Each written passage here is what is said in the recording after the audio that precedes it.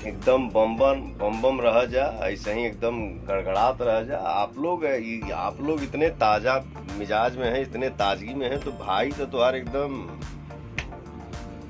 गड़गड़ौले रही।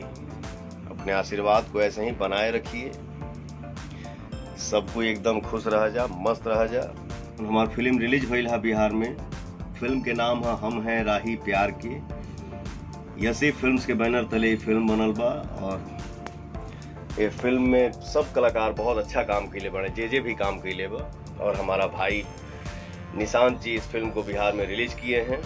आप सब अपना ढेर सारा प्यार दुलार और आशीर्वाद दीजिए। जय हिंद, जय भारत।